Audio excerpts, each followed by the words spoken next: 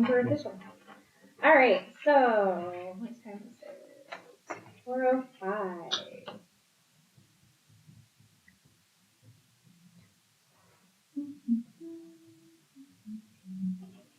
And it's Rebecca, right? Yes, legally. Oh. Which what would you prefer? Usually I go by Becky. Becky, and it's Wortman? Mm-hmm. Okay. Just want to make sure I get that right.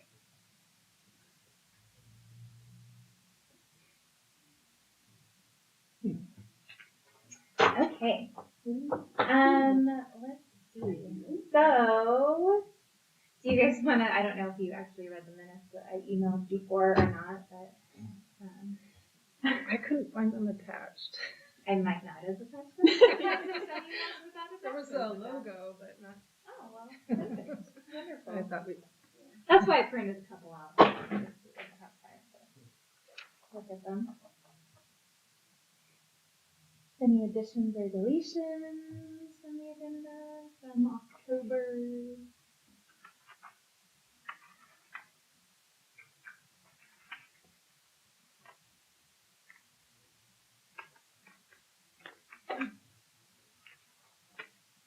Oh.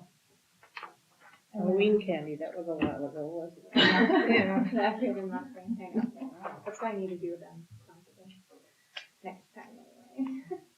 Would anyone like to make a motion for approval? I move that we approve these minutes from October 17th, 2024. Second? I'll second. Thanks, Brian.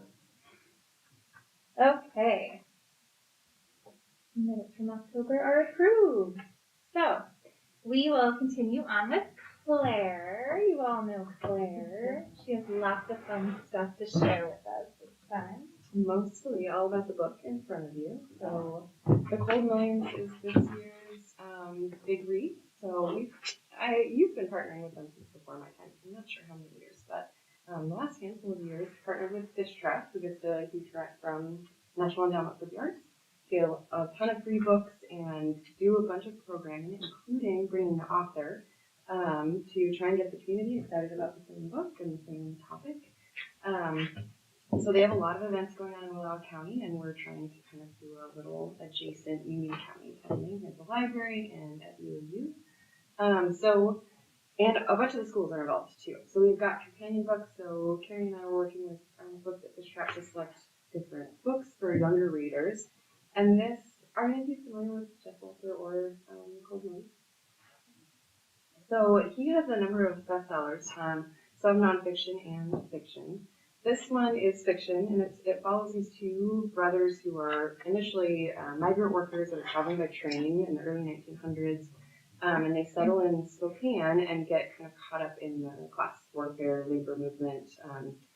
One of them very idealistic and trying to, fight the good fight, and the other one just trying to make ends meet and survive. And it does a really wonderful job of depicting that kind of struggle and the complicated, elements of getting involved and not getting involved and what that looked like then, much of which feels very relevant now too. So a lot of the surrounding events are labor movement history related events. So our kickoff here is movies, just to appeal to families, get people in the door. Classic Disney musical. Probably most of you are familiar, but so it'll be a fun family event, and people can come and get big read books and a little bit more about what's coming up. The big one I was going to talk about is Ryan, who some of you might know, Ryan Derringer. Ryan Derringer was a history professor at EOU for over a decade. He left, I think, just in 2021 to go to George Fox University, where he still is a history faculty member. So he's going to come and do his specialty, or some of his areas of expertise are labor history and specifically Pacific Northwest environmental history as well. And so he's going to talk about sort of more, probably not LeGrand specific local, but like West Coast at least, Pacific Northwest, and what labor movement looked like, and some of the lasting legacies that we still see today from that era. So that'll be exciting, and we're going to do a book discussion, just a casual talk for people to come in and talk about the Cold Millions here. And then the author, hopefully this will be a big turnout. He's doing like the big finale keynote address for Fish Trap at the end of it, and then we're doing a little like grab on Conversation. conversation. So we don't want it too big, just enough to fill the community room. Yeah, so he's gonna be here in the morning. Hopefully people will still be able to make it, but because he lives in Spokane, so this is all Spokane based. So he's also really excited about people finding their own local history too. I think that's a big part of his push. And so he, on his way back from Enterprise to Spokane, is going to stop here. So that's why it has to be early so that he can still make the drive. So we're figuring out what time exactly that he'll be here, but it'll be really fun to actually have him in person, and it'll be kind of fun that it's more casual too. And we're using some of our donation funds to bring him here. They kind of snagged him. So I was like, because we EOU and Art Center East, and I was the first one to respond, and so I just figured out that number, and I think wasn't it $2,000? Yeah. We initially were Because like, typically oh, it's like for him, $10,000. it's like huge. So we did a big haul at EOU, Yeah. which was the initial plan, Yeah. and it was like, oh, we're gonna have to come up feel with like $8,000 more. It's money well spent to bring in like a New York Times bestselling author, to our community. I feel like that's something that the public would appreciate, set aside money for. Anyway, continue. Yeah. So there's weekly events in Enterprise, also at Fish Trap. So all of this, I mean, we're gonna start advertising now. Really, we're trying to do the big push. We just got the books delivered yesterday, so you are all welcome to take these copies home and read them if you're interested. So we got all of our books in. We're gonna the companion books. We're just doing 6 of each, and they're just gonna be cataloged so people can check them out and return them. And we'll have 15 copies of that one also circulating, so hopefully we can return people. But then we have 70 copies to just give away for books to take home and keep, so that they can be more encouraged to participate. So the first event at Fish Trap, I think is the 11th of February. I do have it written down, but that's about it. January. So mid-January is the big kickoff. The 9th of January, and then our first event is the 17th, and then the weekly. Where are they located? Fish Trap Fish is Trap's kind of, it's on one of the just main streets. In Enterprise. It's kind of close. It's kind of across the street from OK Theater, if you know where OK Theater is. All right. Do you know the group? Are you familiar with it? No, I'm trying. They've been around forever. Yeah. They do writers workshops in the summer and winter, and they get really big names in. It's a great program. Yeah. I got to be a part of it when I grew up there, and family is a part of, and it's great. They get amazing people and authors. Ursula Le Guin's huge with it. Craig Leslie. Can you think of any? I mean, there's huge names. Tim Stafford. A lot of big names are involved with it. And they always get like poet laureate. Anis Mojgani was there. I said it wrong, didn't I? Mojgani? Okay. Yeah. If you came to the program we had here with him, he was great.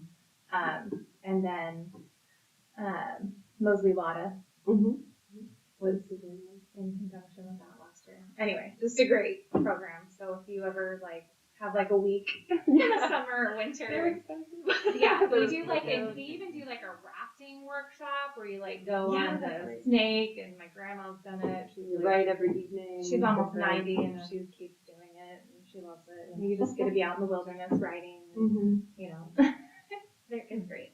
So. And they've been really good to partner with too. Yeah.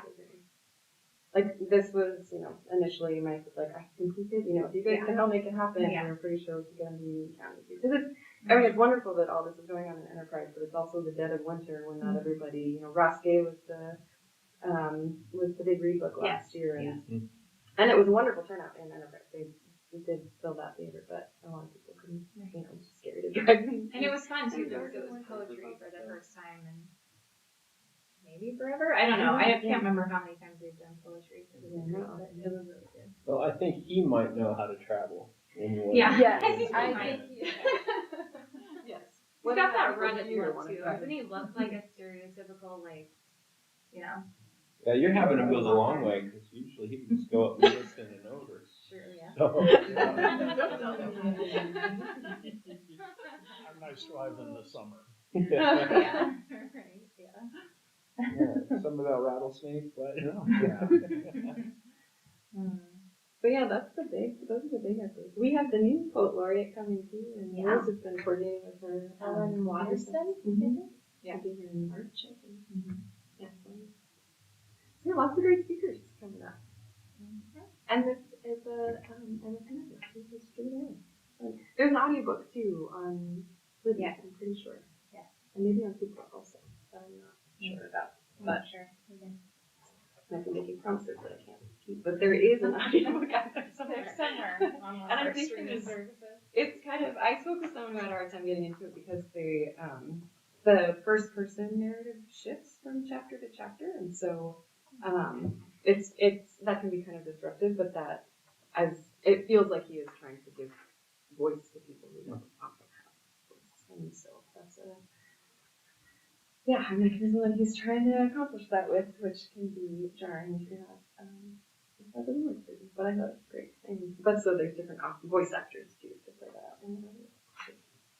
I love the full audio cast. That's always one of my favorites. Yeah. When you're listening to an audiobook, with all the different voices. And I don't know that it'll come up tonight, but these are the companion books. We've got a little picture book about an immigrant it's a true story about a woman who was really involved in the women's strike and trying to get better working conditions for women specifically. And In what, the 20s or so? yeah, early 1909. Okay. This one. And this one covers various different strikes around the country that were led by, or at least were involving children, just to get the word out about working conditions and the fact that children weren't able to go to school because they had to work. And so it covers a lot of different stories. Its target age range is, the publisher says 10 to 12, so it's approachable for younger readers, but I think would be interesting for a variety of ages and some cool photographs. So I'll link this here if you guys want to pass them around. And then the Breaker Boys is a different fictional novel for juvenile audience that's about a rich miner's son who lives in Pennsylvania and is lonely and makes friends sort of at random with this kid who works in the mine. But the kid who works in the mine does not know that he's the boss's son, and so he starts this elaborate lie so that his family doesn't know that he's hanging out with these mining kids, and so that the mining kids that he's befriending don't know that he's the rich kid. And so he sort of gets to explore both sides of that situation and kind of humanizing both of those worlds a little bit. So yeah. And the Blount County schools, I know for sure some of the teachers use these in their curriculum during the big read. Yeah. I'm not sure. I know that Ellen Lester, media specialist for the Grande School District, I believe, took some. So I'm not sure how they're going to incorporate it or just give some away to school kids in our area too. But, yeah. So it was kind of fun to help out picking those titles. So it's kind of there were quite a few on the subject, actually. It was just kind of narrowing them down, honestly. Does that talk about the fire? It didn't seem, I just flipped through it. I don't think that it does. Is It's that been a while Like since San I- Francisco? Or? No, the shirtwaist factory in New York. Oh, you know, okay. the owners, whatever, locked most of the doors, so when the fire broke out, people couldn't get out. They're throwing themselves out of windows. Maybe not in the children's version. Probably. Yeah, that's great. There might be a. wondered, you know. Yeah, there Anyway. might be a. Maybe just a quick It was, sentence Yeah. that doesn't- It was in a lot of ways the beginning, or the big beginning Yeah. of workers' rights, at least in New York. And Because it was such a horrific thing. And Claire and I got more books for our library, like on the Wobblies, and so those will be on our display that we'll be able to be checked out. That didn't get picked for the choices, but will be available. We thought they would be good companion books anyway to have. There's a good book by Ivan Doig. I don't know, Really? I couldn't tell you where it fits. I think it's pretty recent. He's gone, but Yeah. about strikers at the mines in I remember him Butte, Montana. coming up in our Yeah, search. I'll And Yeah, we'll have to look something for that one. thunder, but, Yeah. But it's a lot about the labor problems they had there, the lockouts and so on. Yeah, we'll have to look that up. Yeah, I I think think it's the in title. I've never heard of it. Oh, work song? No. Oh. Well, I didn't know. No. I That's a Google folder. Yeah, I just looked up Ivan Doig. John's word against Google I here. think, well, no, I mean, that is one of his books. No, Yeah. That's too. Something Thunder, maybe? Well, I'll keep looking. I'd never heard of it. Google, let me down. Anyway, well, Yeah, it's, That- I mean, as that'd far be as good getting to look, yeah. labor books. Yeah, For we- our And discussion. he's have such, more, I mean, yeah. his Yeah. books just go right along. It's not like this big, Yeah. Right. heavy duty. Yeah. No, it's such an important history, and I don't, or it feels important, and it's not something that means a lot that I don't know about it. So I'm excited. So I grew up on the other side of it. My father and grandfather owned a construction business, road construction, and I remember grew up hearing their issues with unions and all the trouble they had. And Yeah. so anyway, it's Yeah. just interesting because it's good to hear both Maybe you sides. want to do a program for Oh, us. yeah, right. I don't have enough, 1 minute? Poetry at Fish Trap? Yeah. Yeah, anyway, but it's Yeah, amazing. but it's complicated. Yeah, it is, yeah. So I don't know if this is, not to spoil it, but I don't know if this is what he's gonna settle on, but Ryan said that his upcoming book project, I hope I don't get these details are not gonna be perfect, but he's writing about 1885 Tacoma. There was like an expulsion of the Chinese population that was somehow like a product of labor unions at the time, which I'm imagining is sort of the, some of the tactic of like, there still needs to be a group that's not on the inside, and there's sort of these ways of pitting people against each other so that they can't, I don't know. So I don't know how that actually played out or what that, I'm just now making stuff up. But these, like, it's not simple, there wasn't just like a good side and a bad side, like things were complicated and people were trying to make it work as they could.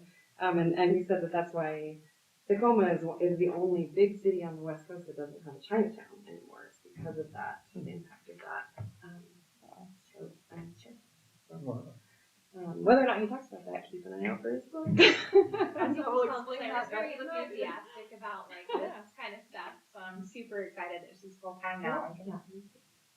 Just one other thing I was Yeah. gonna add, I also actually personally participated because, they wouldn't let women in the union. Yeah. And I, was asked to run up construction equipment, and, the only way I got in is when they couldn't provide any men, and then they let me get in, and I was the first woman, operator in Oregon and Washington in the 701 engineers union. So you really do need to I do do a have program. a few I experiences. wanted to give you a high And five. what I wanna tell you is the comments I got from men. Oh. So, yeah, so they go, you know that you're taking a job from a man? And I said, yeah, I gotta participate and pay bills too. And he said, yeah, they really need these jobs and you shouldn't be doing this. So And that's you said, kind yeah, of I really need to be in your union. Thank you. yeah. That was really. So that's a period of time Yeah. the women went through, and Yeah. yep. Well, You know? I remember very vividly when I worked for the police department. And I became pregnant. And the captain was pretty sure that when I couldn't fasten my pants anymore, I was going to take maternity leave. Oh my God. Because how could you do that? Yeah. There you go. And I hoped I went into labor and it thought. Anyway. Oh, how things changed, and oh, how they have it in some ways. Yeah. Well, cool. Thanks for listening. Yeah, it's exciting. There's a lot of cool stuff happening. So hopefully more good conversations will come of it too. I think it'll be an interesting topic. And I bet people will have a lot of stories. Spread the word. Yeah. Now I feel like our book discussion should just be like, or come and tell us your labor stories. Right. You know? Yeah. I mean, that's pretty possible. Yeah, we tried to put on the flyer, if you didn't finish it, don't care, come on anyway. Come back. Thanks. Yeah, Thank you. nice to meet you. Good to see you all. All right, so we should probably have you guys officially approve the policies, so we can have it in the minutes. They are already on our website. Are these all the same? I did, I think, no, there's a lot. We're making it a little pretty difficult. So we looked at Baker County Libraries policies, how they handled book challenges. I think actually one might be more like display challenges, or so there's a couple there. I know I emailed them to you guys, and I think you guys all said sure, great. And the city managers looked at them and thinks they look great too. So we really wanted to have something airtight in place just in case, we've lucked out so far, but just in case, we get more book challenges, or we can have something in place. This is our policy. These are the steps we go. This is what you need to provide to us. Fill out this questionnaire. Yeah. So anyway, let me know what you guys think, and we'll just get it in the minutes as acceptable and move forward with it. I like the eligibility of rules. Yeah. One of the things Yeah. right up front. Yeah, we want to make sure they have a library card with us, For 3 months or longer, for not 3 just months a or new longer. one. We Right. picked that because that's kind of the rule that we have for like checking out our hotspots or library things. You kind of have to be an active card holder for 3 months prior. So yeah, we kind of wanted to keep that in place. Wow. Yeah, a little homework. And they have, But to, you want- they have to answer everything. Yeah. But you want approval today, Yes. is that right? Yeah. Okay.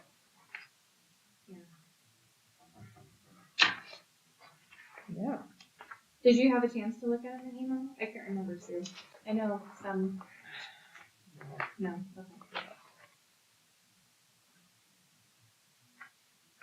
And let me know if email doesn't work for some of you guys, because I can have stuff printed I will out give and have you it my- available. Work email instead of my personal. Okay, 'Cause yeah. then that would be easier Yeah. for me. Definitely. I'll get that after the meeting. Okay.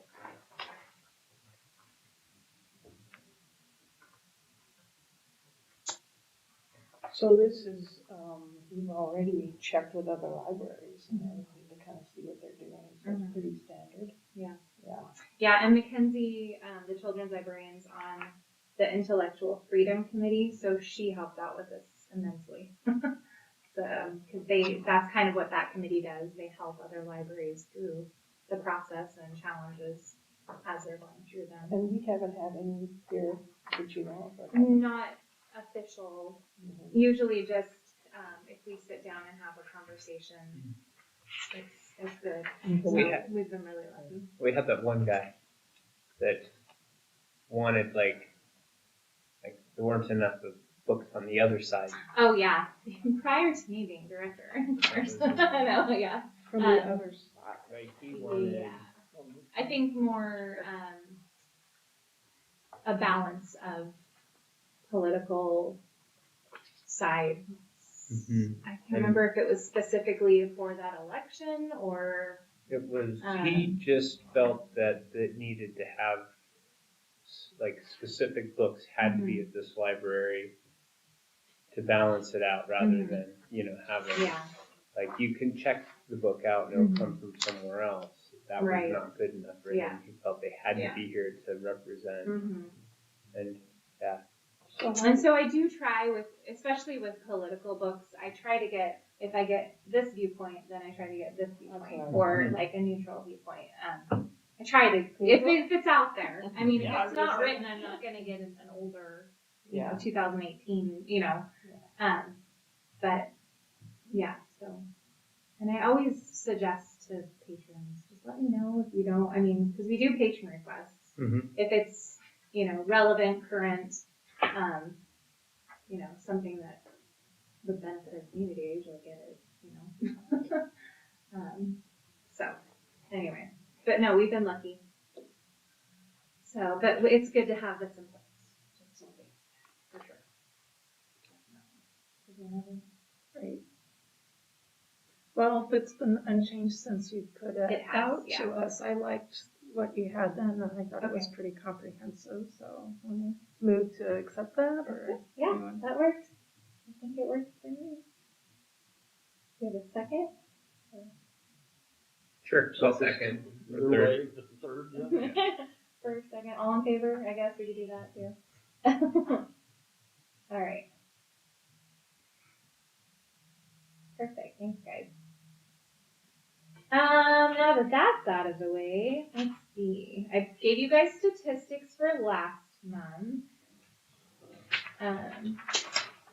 Things are going kind of just carrying on business as usual. The total new card holders is still going steady. I mean, 60 new card holders last month. Wow. I don't think we've been under 40 for a long time. It's been closer to 100. Do you get a sense of if it's people moving to the area, or they're I already? know that this was really good to hear at our Jingle and Mingle little library social party that we had. An employee, I think he was the owner, an employee of Evermind that was up the street, came in and he specifically told me that kind of to scope out the area for the company moving here, he came to the library, and that was one of the factors that he brought back and said, yeah, this is a good place to go. So that made me feel good. Yeah. And he told the city manager too, so I was like, yay! So I know it's new people moving in. A lot of times it is, we are getting new families that are coming in.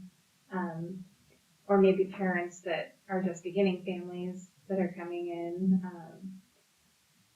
It could be sometimes there are people that we haven't seen for a few years and they're coming back. They're cards expired out of the system and they're coming back. Yeah, so I don't know. It's good news, I guess, for us anyway. So, Evermind moved into where the Meridell Center was. yeah, and I did bring him in. We got stickers made. They're The press room is probably, that's Yeah. part of it, but they are Little printing, cafe is in they there. are that's, Yeah. labeling. Mm-hmm. and they used to be in Portland and they moved. And we just got some stickers made. Claire actually got a couple of our logos on stickers. We wanted to give them business and see what they could do. So now that we know, They don't just do local business, do they? Yeah, that's good. No. Yeah. so You they're make great. it If we have them at the front counter, people can take a sticker. So we'll have to keep them in mind for future. Do labels for wine bottles and all that. Yeah, Okay. everything. Yeah, it's nice. Let's see. I know that Barb Mingy, her term is up this month. She couldn't make it today, but I believe she has to take a year off before she can reapply, so she's off. We do have, including Becky, I think 5 applicants total competing for 2 positions, because I believe John's was a short term. Yeah, I mean, Yeah. I filled somebody's Yeah, place. so you're one of the, did you apply again? No, I didn't know I had to. They said that they would send everybody an email from I Carrie don't know. Quinn, the I'm city not- secretary. Anyway, I didn't realize do I have to do the whole They, security check and find out that my fingerprints don't no, match? no, I think you just have to reapply or let them know. I know she told me that she had reached out to everybody that needed to Well, be maybe, reached out to. I'm not the most. So let me, I'm gonna mark it down just to Okay. get a hold of her. Okay. Anyway, so I believe that's next month at City Council. How long is the term? It did, yeah, there were a couple fill-ins, so it was like a shorter, but typically, yeah. I think you guys have until 26, maybe? I don't know, it's on our webpage, I can look it up. So, yeah, thanks for coming today. What else did I It's have? like there's ski bonds. Bernie Park Story Walk update. It's ready to go. We're gonna wait until probably February, weather permitting, to do the little like ribbon cutting, install the book. Grand opening of that one. Riverside, we have been lucky enough to get donations from community members, so we can replace everything that was damaged. Were you not here? Did you not hear about that? It was vandalized. 7 out of the 20 plexiglass got damaged. So we're gonna be able to replace it. So that's good. We'll move on. We've been lucky. I mean, we've had it there for 2020, I think. So yeah, so that's good. A lot of people love it, so they pitched in, and it's been great. We just have our integrated library system. It's called Evergreen. It's what our consortium of libraries uses to check books out, catalog. We just had an upgrade, upgrade about 2 weeks ago, 2.5 weeks ago. On that nightmare. So many things are not working still. Your notifications. Yeah, so it's been a lot, and I feel bad for the people that are, in charge of keeping it running and fixing the little bugs, because it's a nightmare. It crashes periodically through the day. So we're really hoping that it gets resolved sooner rather than later, but we're pushing through, and it's getting better. We just can't, if a book comes back that's in lost status, it's been gone so long, it's been marked lost, we can't check it in. So we have to, sometimes I can do this around, weird way of getting in the back door and figuring out a way to clear it off the account, because if they bring it back, it still won't let them check out. That's been the main thing, the lost items. We can't add billing to somebody's account if we need to. Like if something comes back damaged or something. So anyway, there's little things that, who knows what else. This is just things we've noticed. So hopefully that'll get fixed. Yeah. Is Evergreen? Mm-hmm. So what's the difference between Evergreen, Leo, and Sage? Okay, so I know. Leo is Libraries of Eastern Oregon. So our consortium is the Sage library system. Evergreen is our integrated library software program. Oh, okay. I know. Yeah, no, it's okay. Sage, I mean, Evergreen, it's all like I had no green. idea. So, and Leo, Libraries of Eastern Oregon, provides the access to, they handle our Libby, our Overdrive books. Are you guys familiar? The little symbol, Libby. So that's handled through them. I could pass this around on each side. They're working on brochures to have at libraries, just to kind of explain what they do. So we pay to be a part of Leo. I believe it's probably around $5,000, which is like really inexpensive if we want to be a part of Libby and everything. Well, considering there's over 2,000. Yeah, right. Yeah. And I think the 2024 statistics, I went to the annual meeting. Where did it say? So we are the 3rd top circulating library after Hood River and the Dalles. Wow. And then Pendleton, Crook County. So that was pretty exciting to hear. They do have magazines are a part of it now, so there's magazines through Libby passes. And the digital museum passes, they offer that. So that's all part of the subscription. Yeah, you can check them out here and then go visit these places, because I've done it in the Portland area libraries. I didn't know we had this. Yeah, that's cool. Yeah, we're trying to advertise that more. Wow. But what were you saying about the other areas compared, with Cook County and us? So those were the top circulating libraries for last year. So Hood River circulated 26,782. The Dalles, 20,538. Lee circulated 19,626.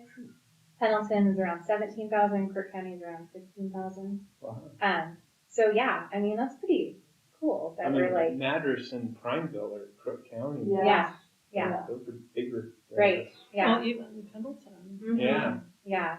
They're- So to date in 2024, they had 200,567 circulations. Wow. Yeah, and they already circulated because they just started the magazines.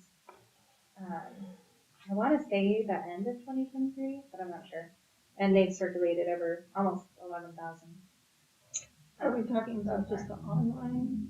So this is Libby. So this would be audiobooks, the ebooks, magazines, Audiobooks.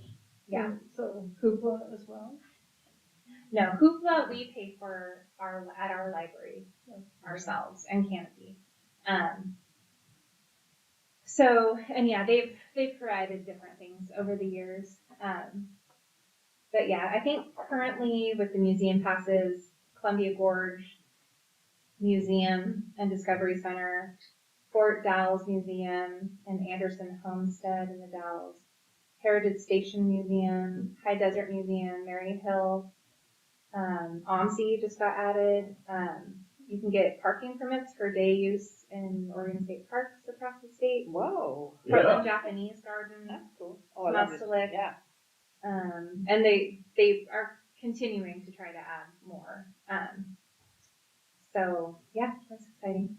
I think a lot of them, I think you can use just one per year. So of each, yeah. So And probably if just you one want to parking take permit. people with you, like to OMSI, how They do you do have that? they have the link. I haven't actually like studied it very. Did you see? I know that with ours in the past, they have it specifically with each membership. It says like you can take up to 4 people or something like that. So it's on our website. It'll have a link that you can click and sign up and make an account, and it takes care of it there. But yeah, I would encourage you to do that because we haven't seen a lot of circulations with theirs. Our own museum passes that we've had in the past that we'll just not renew because of this, because we're going to pay for those got used a lot. So, but most of them are with this now, so I'm not going to renew our personal membership to those. But the OMSI one, I think, is going to be great for families like once a year. To The Baker, does it do the Baker Museum? I think she's trying to work with the smaller libraries. I know that because we still have access, our library, to like the Loudoun County Museum. I gave them money to be able to go there. What else do we have? Like the Oregon Trail. She's still working with them because they just recently reopened because they renovated the whole thing. Oh. So they've been closed for quite a while. So they just like reopened. I think like a soft opening or something. So I know Stephanie Chase is in charge of Leo. Okay. She's interested in reaching out to other places. It's kind of exciting. The paper said they're open free for the rest of the year if you're interested. The Oregon Trail. That's okay. For the Interpretive Center? Yeah. Oh, nice.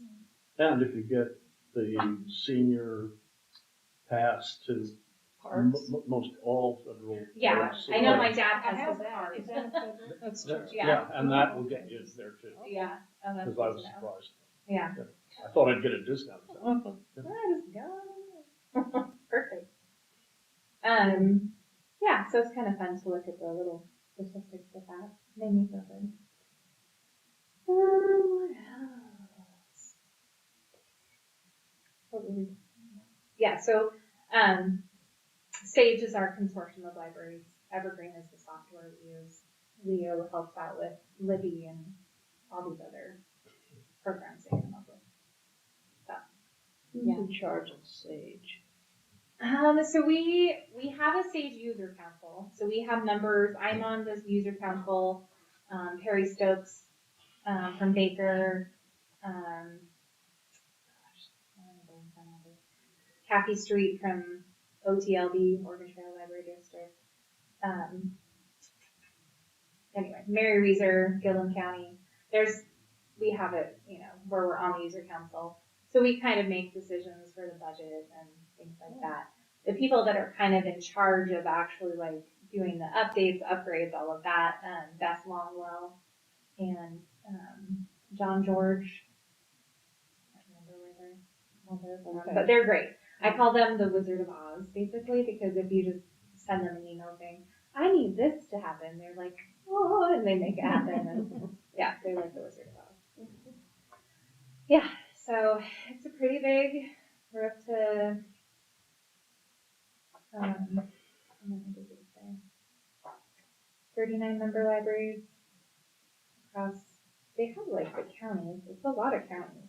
It's inside, I saw it. Oh, 16 Eastern Oregon counties. So yeah, we cover a lot of ground. So yeah, we all kind of all pay to be a part of it.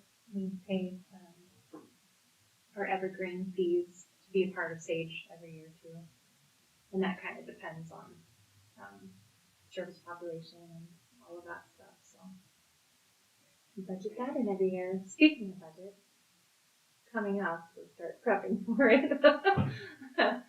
So if you guys have any like suggestions, things that I'll bring probably. Let's see, when will our next meeting be? February? I think, I don't have my calendar with me, but I think stuff starts happening in February. So, anyway, if you guys ever have any like suggestions or things, you think that we should budget for, I know I'm going to work on carpeting, because the building's, getting up there. We've been here since 2006. I just noticed the aisle coming down. It's getting a little pretty worn. worn. I think I'm probably gonna have to do in different sections. So I think I might start on the community room first, just because that's so heavily used. And there are stains in there already, so we can start fresh and keep track. If there's any new stains, we can then, say, hey, you were in there last. Well, maybe need to have pay to them in clean that. sections that you could just. We pull do out. like, I do kind of enjoy the squares in there. Yeah. Because we can just pop it out and pop another one in. So, so that, and then we'll look at other areas. And then painting, I don't know, I mean, you can notice later when you're walking along, like especially the white walls and stuff around the bathrooms. It's a little dirty and grimy and stuff. It needs a little fresh coat of paint. And then there's always, miscellaneous lighting that needs to be updated, and those are kind of the main building maintenance things. Old building, yeah. We opened in 2006, so it's getting up there. Yeah. How's the roof been above the archive? The roof's been great. Good. Yeah. Knock on wood. Sorry, shouldn't have talked about it. No, it's doing great. And Jeremy's replaced all of the really old tiles that were, water stained over a decade ago. So that's better. What else? Yeah, so if you guys have any suggestions, we'll start looking at that. So do you have to, if you want any one-time big ticket items, that's for the budget, the capital expenses? Mhm. Capital Yeah, and we expenses. do have, like for the roof, we have a chunk that's in the reserves, just in case, like a rainy day. For the roof? Well, No pun yeah, intended. no pun intended, but Yeah. just kind of for anything major, if something major happens. So that's nice to have a little cushion. But we do need to budget for the carpeting and stuff that we know we're gonna tackle in the upcoming This is a year. little rough too. Yes, in here I think we're not gonna do carpet in here. We'll think about it because we'd like to do some messy stuff in here, so we would like not to have I carpet think in it's a here great anymore. idea.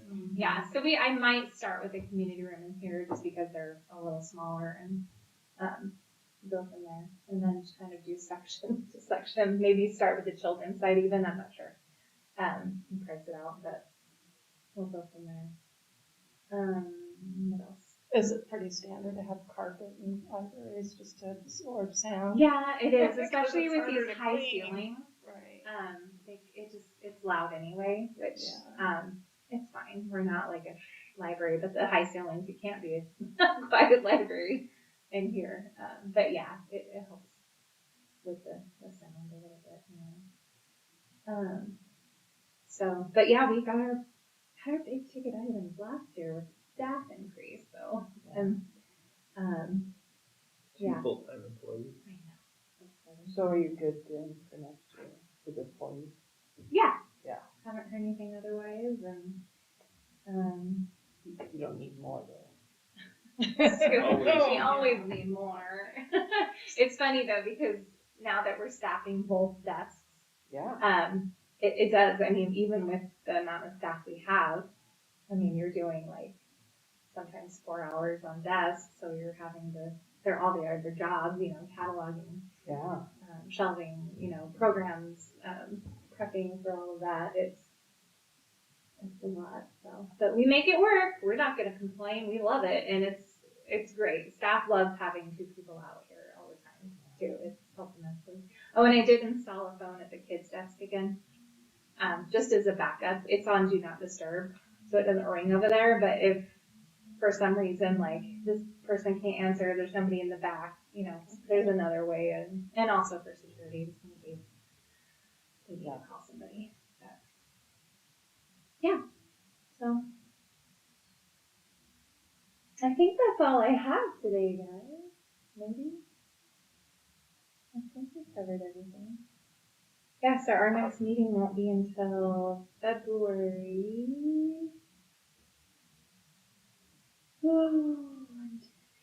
February 20th? Sound good?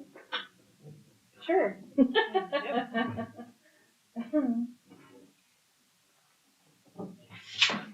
And I'll let you guys know, because before then, hopefully we'll have the grand opening of the Story Walk at Burton Park, so I'll invite everyone there.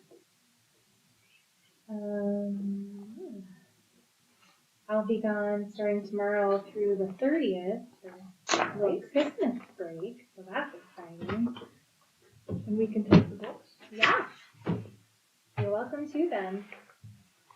Yeah. So, I think that's all I have, unless anybody else has anything. No? Okay. Have you had the Santa letters in before in the past, where kids can put in letters to Santa? Oh, I forgot to tell you about those. She's received almost 100 this year. What are you doing with them? She answers all of them. Who's she? Mackenzie, the children's okay. What kind of letters? What's the The kids write letters to Santa, and they put it in our North Pole mail slot outside. Oh, Yeah, for Santa. Mm-hmm. Yeah.